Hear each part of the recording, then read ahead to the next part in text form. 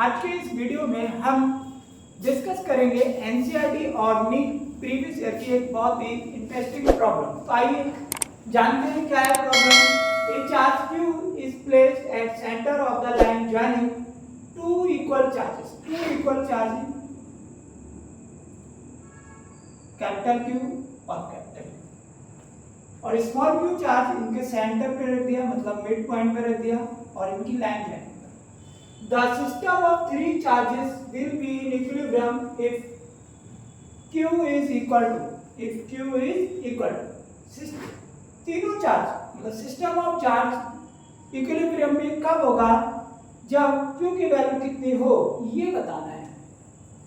तो mid point पे रखा गया, तो इक्विलिब्रियम पोजीशन तो मिड में ही होती है अगर दोनों इक्वल चार्ज होते हैं तो दोनों इक्वल चार्ज हैं और मिड पॉइंट पे रखा गया है, तो ये चार्ज किस में होगा, इक्विलिब्रियम में ही होगा।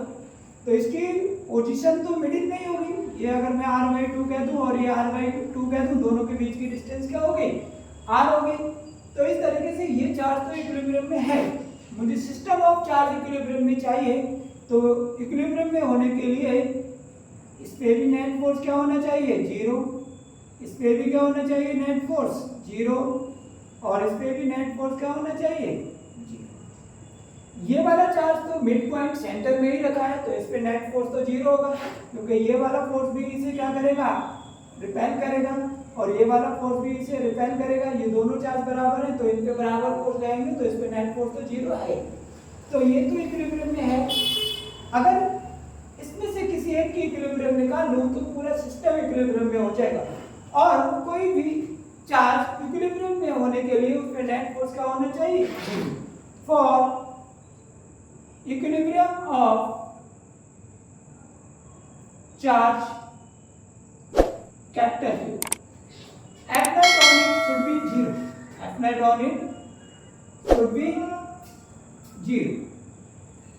तो इस वाले चार्ज पे ये जो स्मॉल q है ये भी फोर्स लगाएगा, स्मॉल q की वजह से फोर्स, और ये जो कैपिटल Q है ये भी इसमें फोर्स लगाएगा, कैपिटल Q।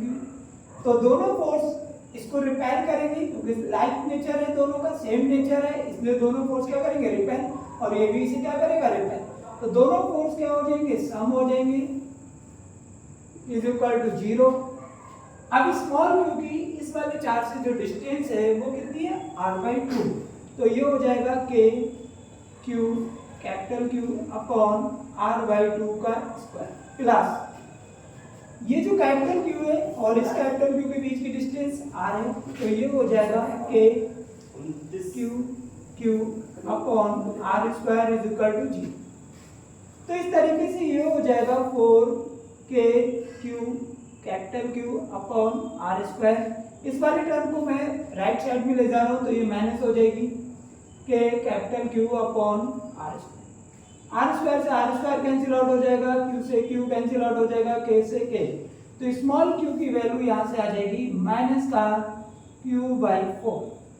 तो इस तरीके से हमारा जो ऑप्शन सही होगा वो होगा सेकंड। इस क्वेश्चन को इस तरीके से तो कर ही सकते हैं, और इस क्वेश्चन को शॉर्ट ट्रिक से भी बहुत ही आसानी से सॉल्व किया जा सकता है। अगर मैं स्मॉल n ये मान लूं कि बिग चार्ज, बड़ा वाला चार्ज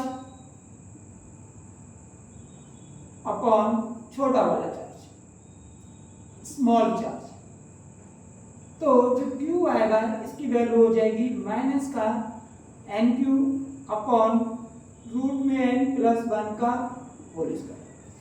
तो स्मॉल n क्या है, big charge upon small charge, मतलब बड़ा वाला चार्ज अपॉन छोटा चार्ज। तो यहाँ पर तो दोनों चार्ज कैसे है, इक्वल है, तो यहाँ पर n की वैल्यू क्या हो जाएगी, capital Q upon Q is equal to 1।